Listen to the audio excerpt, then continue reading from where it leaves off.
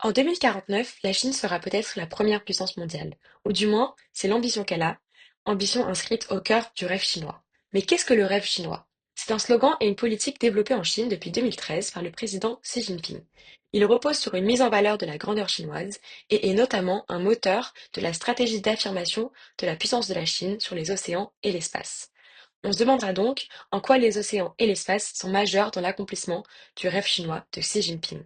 J'approfondirai tout d'abord le concept du rêve chinois, puis on verra en quoi les océans et l'espace permettent d'atteindre ce rêve, premièrement en apportant puissance stratégique et dans un deuxième temps puissance économique. Le rêve chinois, c'est un projet de renaissance de la puissance chinoise. Il désigne l'objectif de renouveau national de la Chine et la volonté d'en faire une grande puissance mondiale d'ici 2049. Xi Jinping présente ce projet pour la première fois en 2012. Il déclare alors que le plus grand rêve des Chinois est la renaissance de la nation chinoise. Ce rêve s'inscrit dans une histoire longue. La Chine veut tourner la page du siècle d'humiliation qui a suivi les guerres de l'opium au XIXe siècle et reprendre la place centrale dans le monde de l'Empire chinois.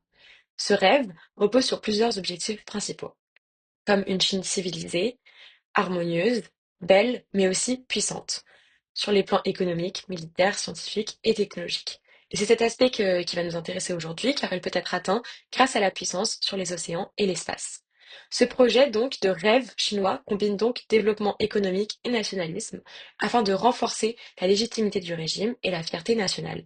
Dans cette stratégie, la maîtrise des océans et de l'espace devient essentielle car ces deux domaines sont aujourd'hui des symboles majeurs de la puissance mondiale et permettraient à la Chine de s'affirmer comme puissance incontournable de la scène internationale.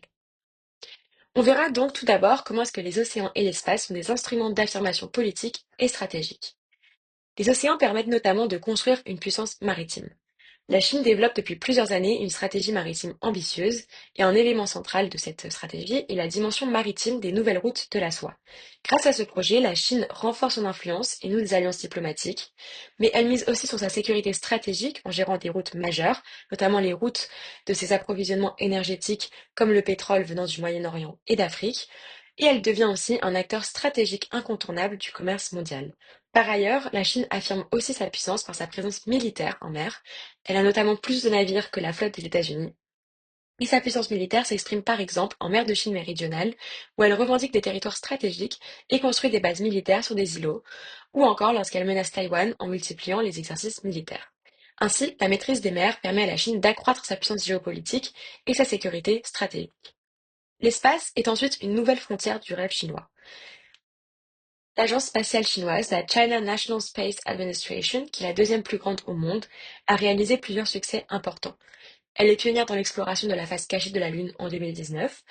Elle a construit la station spatiale chinoise Tiangong, qui veut dire palais céleste.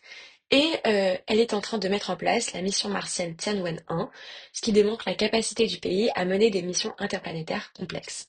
De plus, ses nombreux satellites lui permettent renseignements stratégiques et cybersécurité, par exemple.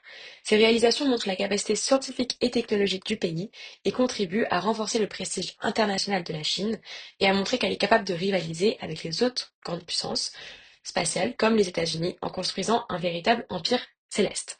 Ensuite, les océans et l'espace sont des moteurs de la puissance économique. Au-delà de la dimension stratégique, ils jouent un rôle majeur, notamment dans le développement économique de la Chine. Les océans, tout d'abord, permettent de sécuriser le commerce et les ressources. La Chine est aujourd'hui l'une des principales puissances commerciales du monde. Une grande partie de son commerce extérieur passe par les routes maritimes internationales, qui sont mises en valeur dans le projet du siècle, comme surnommé par Xi Jinping, des nouvelles routes de la soie. D'ailleurs, cette appellation nouvelle route de la soie nous rappelle les routes de la soie qu'il y avait lors de l'Empire chinois et donc cela montre une réelle nostalgie et une envie de renouveau de cette précédente puissance qu'avait l'Empire chinois. Et ces nouvelles routes de la soie permettent d'ouvrir des nouveaux marchés pour les entreprises chinoises et d'accroître des exportations, d'écouler la production industrielle chinoise et de développer des infrastructures portuaires. Elles sont donc essentielles pour maintenir la croissance et l'influence économique chinoise. L'espace est aussi un secteur économique stratégique.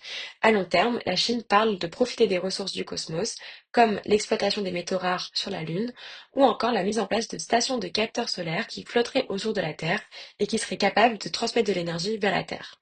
Donc la conquête spatiale contribue à continuer la croissance économique et à l'autonomie stratégique du pays. Ainsi, les océans et l'espace permettent à la Chine d'affirmer sa puissance stratégique et économique, et elle les utilise de manière différente comme outil de rivalisation face aux autres puissances. Ils lui permettront notamment d'atteindre un des quatre piliers du rêve chinois, celui d'une Chine puissante qui redeviendrait une puissance incontournable et peut-être la première puissance mondiale en 2049.